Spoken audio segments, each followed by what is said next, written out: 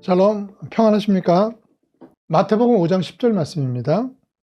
의를 위하여 박해를 받는 자는 복이 있나니 천국이 그들의 것임이라. 자, 오늘은 팔복 마지막 시간으로 박해받는 자에 대한 말씀을 전하겠는데요. 박해받는 자들은 어떤 복이 임합니까? 천국이 그들의 것이 된다고 얘기했어요. 팔복을 시작하실 때요, 심령이 가난한 자는 어떤 복이 임한다고 했습니까? 마태복음 5장 3절에 보시면 심령이 가난한 자는 복이 있나니 천국이 그들의 것이며. 그렇죠? 그러니까 팔복은요, 천국으로 시작해서 천국으로 마무리가 되는 것입니다. 자, 그런데 박해를 받되 어떤 박해가 천국을 소유하게 됩니까? 의를 위하다가 받는 박해입니다. 가끔 자신의 인격적인 결함이나 이기적인 성품 때문에 어려움을 당하면서 이걸 핍박으로 착각하시는 분들이 있습니다. 제가 잘 아는 권사님 한 분은요, 자신의 모난 성격으로 인해서 가는 곳마다 시비와 다툼이 있었습니다.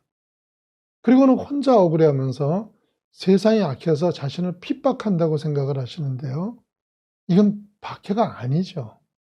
박해는요, 의를 위해요. 다른 말로요, 하나님 말씀대로 살려다가 겪게 되는 희생이나 아픔을 얘기하는 것이죠.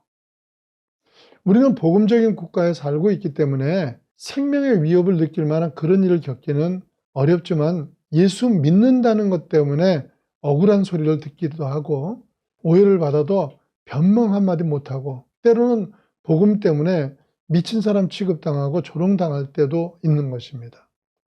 여러분, 그런 경험이 없습니까? 신앙에 열심을 내는 것 때문에 가정에서 뭐 하는 짓이냐며 비난받아 본 일이 없습니까?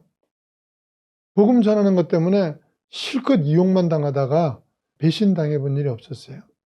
없을 리가 없죠. 대부분이 있습니다. 신앙생활 제대로 해보겠다고 결단을 하면 당연히 그 과정이 있습니다. 신앙생활이라는 것 자체가 그렇습니다. 처음 시작할 때는 무조건 좋기만 합니다. 구원의 은총에 감사하고 이 험한 세상을 나 혼자가 아니라 이제부터는 창조주 하나님이 동행하시며 내 백이 되어주신다는 이 분명한 사실로 인해서 날마다 감동하고 감사를 합니다. 그런 감동 가운데 이제 하나님을 기쁘시게 해드리기 위해 지금까지 살아온 세상적인 삶의 자리에서 내가 돌아서기를 결단하죠. 그래서 때로는 물질도 조금 포기하고요, 또는 그동안 좋아하고 즐기던 것들을 떠나기도 합니다. 그런데 이상하게도 그 결단 후에 신앙적으로 더 기쁘고 좋은 일이 생기는 것이 아니라 결단한 이것 때문에 손해도 보고 뜻밖의 오해를 사거나 핍박을 당하기도 합니다. 이런 일이 반복되고 심해지면 하나님을 의심하기도 하고 때로는 원망도 하죠. 그런데 이건 사실 당연하게 겪게 될 일을 모르고 있었던 것뿐입니다. 여러분요, 우리 바깥에 있는 세상은 불의합니다. 그 불의한 세상 안에서 의를 행하면서 살겠다는 것은 바로 세상을 거스리며 살겠다는 것이죠. 근데 사단이 자기를 거스르고 정면 충돌을 하겠다는 자를 그냥 두겠습니까? 그래서 예수님도 진작에 말씀하셨어요. 마태복음 15장 19절 보시면요, 내가 너희를 세상에서 택하였기 때문에 세상이 너희를 미워하느니라. 이러시면서 당연히 박해가 있을 걸 말씀하셨습니다. 그런데 그렇게 되는 이유가 뭐예요? 요한복음 15장 19절입니다. 너희가 세상에 속하였으면 세상이 자기의 것을 사랑할 것이나 너희는 세상에 속한 자가 아니요 도리어 내가 너희를 세상에서 택하였기 때문에 세상이 너희를 미워하느니라. 소속이 다르기 때문에 그렇다는 거예요. 세상에 속한 자가 있고 예수님께 속한 자가 있습니다. 근데 세상은 이 땅에 모든 걸 걸고 삽니다. 그런데 우리는 그걸 뭘로 쳐다봅니까? 우리는 그걸 배설물로 봅니다. 자신들이 전 생애를 걸고 쌓아온 것들을 배설물로 쳐다보는 우리가 기분이 좋겠습니까? 당연히 세상은 우리를 미워하게 됩니다. 예수님 시대 바리새인들을 보세요. 예수님이 천국이 가까우노라 회개하라 할 때는요. 그래 맞아 회개해야지. 그 참 시원하게 말 잘한다. 이러면서 다들 환영했습니다. 근데 그러다가 주님께서 그게 바로 너야 이렇게 지적을 할 때요. 그때 분노하는 거죠. 이 분노가 어디까지 가요? 예수님을 죽이는 데까지 가지 않습니까? 그래서 좋은 게 좋은 거지 하면서요. 적당히 신앙생활할 땐 절대 핍박 없습니다. 그런데 진리를 지키고 실천하는 삶 속으로 들어가면요. 세상은 절대 가만히 두지 않습니다.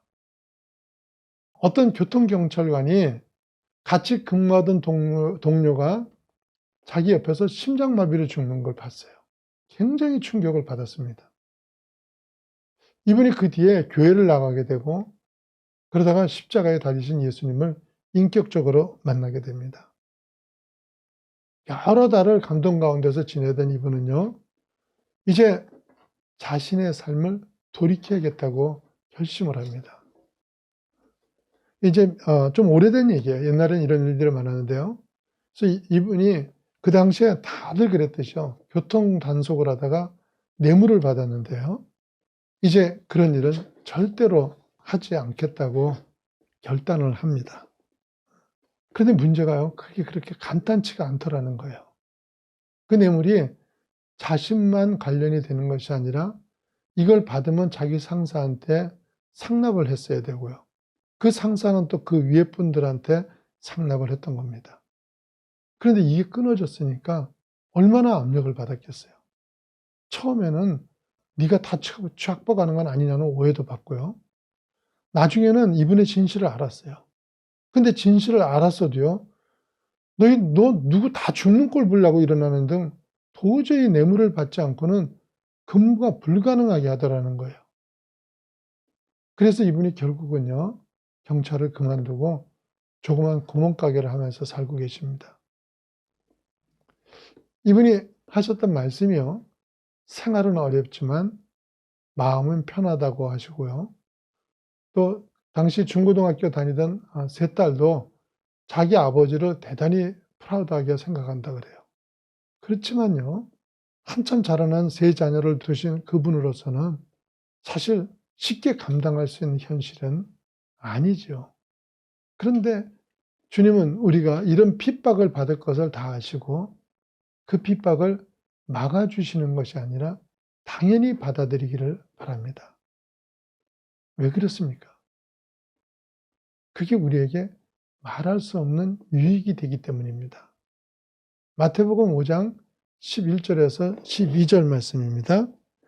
나로 말미암아 너희를 욕하고 박해하고 거짓으로 너희를 거슬려 모든 악한 말을 할 때에는 너희에게 복이 있나니 기뻐하고 즐거워하라. 하늘에서 너희의 상이 큼이라. 너희 전에 있던 선지자들도 이같이 박해하였느니라 이랬어요. 비난과 악한 말을 하며 여러분은 미워하고 핍박하면 기뻐하라고 말씀하십니다. 왜 그래요? 이런 희생과 피 흘림이 하늘의 상을 쌓는 길이기 때문입니다. 실제로 팔복을 말할 때요. 영어로는 그 blessing이라는 단어를 씁니다. 세상이 주는 행복은요. 영어로는 happiness입니다. 근데 이 happiness의 어원은 happen입니다. 무슨 말이냐면요. 우연히 생긴 일이다 이런 뜻이에요. 그런데 blessing의 어원은 bleed입니다. 피를 흘리다는 의미입니다. 그렇습니다. 성경은요. 우리의 피 흘림이 끝이 바로 blessing, 축복이라고 말씀하시는 겁니다. 남아프리카 공화국 넬슨 만델라라는 지도자는요. 흑백 차별을 반대하고 민주주의를 지키다가 27년간 옥살이를 합니다. 이분은요. 27년간 박해를 당하고 난 뒤에 그 3년 뒤인가에 노벨 평화상을 받죠. 그리고 다시 1년 뒤에 남아공에서 흑인과 백인 모두의 지지를 얻어서 대통령이 됩니다. 지금 20년 이상이 지난 지금에도요. 국민들의 아버지로 뜨거운 사랑과 존경을 받고 있습니다.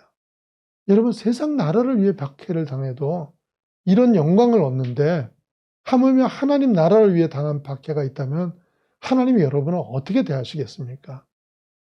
그래서 그 의를 위하여 박해 받는 자는요, 첫 번째, 그 박해 가운데서도 박해 가운데서요, 천국을 누리게 하십니다. 신약 성경 최초의 순교자 스데반이 돌에 맞아 죽임을 당할 때 그는 아픔과 고통 가운데 버려져 있던 것이 아닙니다. 사도행전 7장 55절과 56절 말씀 보시면요, 스데반이 성령 충만하여 하늘을 우러러 주목하여 하나님의 영광과 및 예수께서 하나님 우편에 서신 것을 보고 말하여 보라, 하늘이 열리고 인자가 하나님 우편에 서신 것을 보노라 하매. 주먹만한 돌들이 날아드는 그 시간 스데반은 하나님의 품에 쌓여서 보호를 받고 있었던 것입니다. 이처럼 박해의 자리는 함께 하시는 하나님을 경험하기 때문에 그 고통 가운데서도 천국을 누리게 되는 것입니다. 두 번째, 세상 가운데서 하나님을 증거하는 자의 복을 누리게 됩니다. 어떤 중견 박물회사를 다니는 크리스찬 젊은이가 해마다 회사 송년회를 고급 호텔에서 하는 게 마음에 걸려가지고요, 그 예산으로 싼 식당에 가서 고기를 배불리 먹고 남은 돈을 불우이웃을 위해 썼으면 좋겠다는 생각을 말했습니다. 주변 몇 사람한테 물어보니까 다 좋다 그러는 거예요. 좋다고는 하면서도 선뜻 나서주지는 않더라는 겁니다. 그래서 이 청년이 혼자 총대를 메고 사장님께 말씀을 드렸어요. 그런데 직원들의 반응은 의외로 냉담하더라는 거예요. 자기 돈 들어가는 것도 아닌데 왜 참관이냐, 너 혼자 착하냐, 사장한테 잘 보이려고 그러냐 하면서 조롱하고 왕따를 당했다고 합니다. 그렇게 지내는 중에 얼마 뒤 회사가 런던에 지사를 내게 됐는데요, 그 대표가 이 청년을 부르더래요. 보통은 10년 이상 근무한 간부들이 지사장으로 나가게 되는데 불과 3년 차인 청년을 지사장으로 내보낸 건요, 청년의 순수함과 동시에 그것이 정의라고 생각하니까 혼자서라도 나서서 말할 수 있는 그 배짱이 마음에 들어서 발탁이 됐다는 거예요.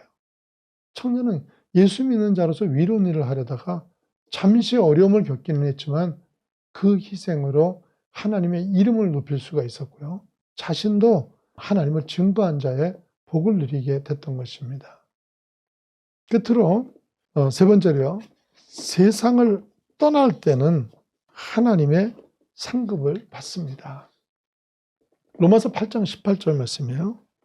생각한 건데 현재의 고난은 장차 우리에게 나타날 영광과 비교할 수 없도다.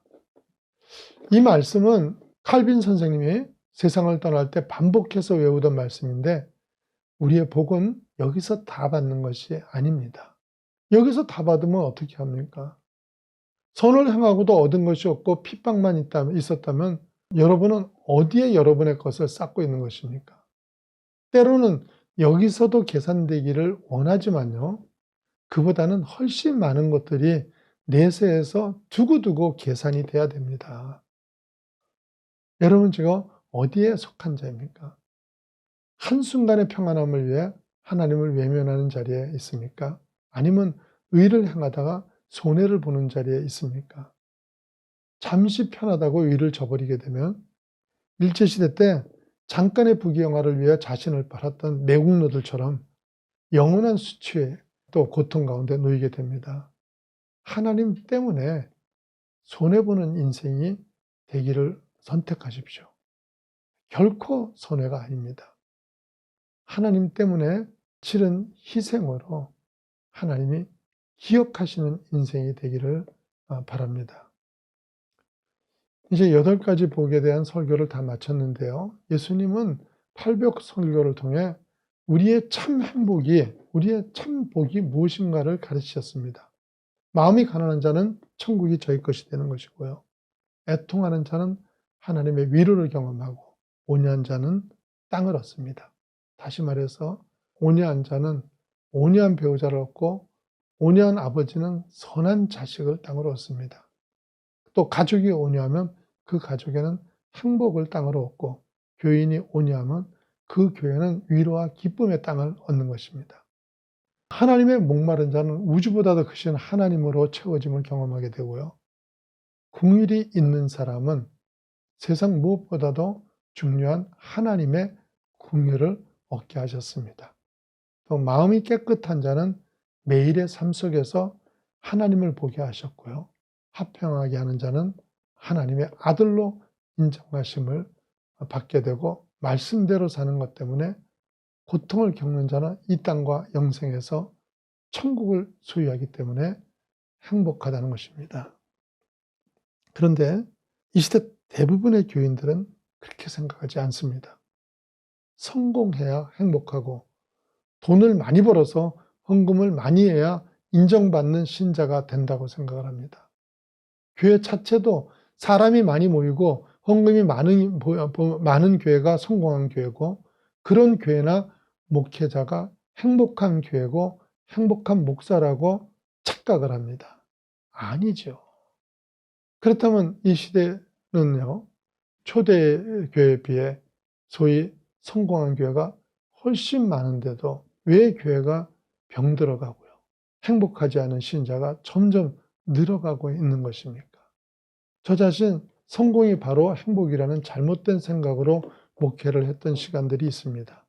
처음 목회를 시작하고 교인이 늘기 시작하자 빨리 성전을 채우기 위해서 정말 열심히 사역을 하며 아침마다 그 숫자를 늘려달라고 기도를 했는데요. 언젠가 말씀드린 것 같은데, 하루는 제 마음의 음성이 들리기를 그게 내가 원하는 거니 네가 원하는 거니 이러시는 거예요. 굉장히 충격을 받았어요. 생각을 해보니까 그거는 제가 원하는 것이었어요.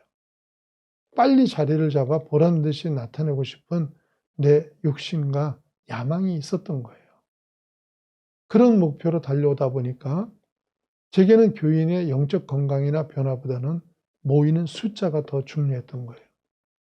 이런 생각으로 목회를 하니까요, 교인의 필요나 신앙 상태보다는요, 매주 예배 인원을 체크하고 분석하는 일에 더 열심을 냈던 거예요. 그런데 그날 기도를 통해 그건 주의 일이 아니라 제 일인 것을 분명하게 깨달은 거예요. 그리고는요, 제가 매주 예배 인원 체크하던 걸 그만두게 했습니다. 그리고는 단 10명이 모이더라도 마땅히 해야 할 일을 하지 말아야 될 일 하지 말자, 이런 결단을 했어요. 그런데 그날부터 사실은 저는 행복한 목사가 된 거예요. 팔복의 말씀대로 세상적인 성공에 행복이 있는 것이 아니라 마음을 비우고 가난해지자 그 마음에 천국을 담아주셨고요. 부족한 것이 많고 잃은 것이 많아서 애통해할 때 하나님의 위로를 담고 있는 장로님, 권사님들을 보내주셔서 정말 마음을 풍성하게 해주셨고, 화평을 위해서 애쓰니까 부족한 목사를 믿고 따라와주는 아름다운 교인들을 보내주셔서 그런 하나님의 인정하심을 드러내신 거예요. 이게 하나님을 복을 받은 신앙생활입니다. 교회는 교인을 행복하게 해줘야 될 책임과 의무가 있습니다. 그것을 위해 팔복의 말씀대로 가지려 하지 말고 나누려 해야 합니다. 커지려고 하지 말고 작아져야 됩니다. 높아지려고 하지 말고 낮아져야 하는 것입니다. 사람들을 자꾸 우리 예배당에 끌어모으려고만 하지 마시고요, 우리를 통해서 좋은 영향을 받은 신자들이 곳곳에서 건강하게 신앙생활을 하도록 도우셔야 되는 겁니다. 그래서 행복의 조건은요, 세상이 말하는 성공이 아니라 팔복의 말씀대로 비우고 손해보는 곳에 있다는 걸 반드시 증명하는 교회가 되고 교인이 되셔야 합니다. 2달에 걸쳐서 팔복을 배우신 여러분은 이제 불완전한 세상의 복이 아니라 누구도 빼앗아갈 수 없는 팔복의 축복이 내 것이 되시기를 예수님 이름으로 축원합니다.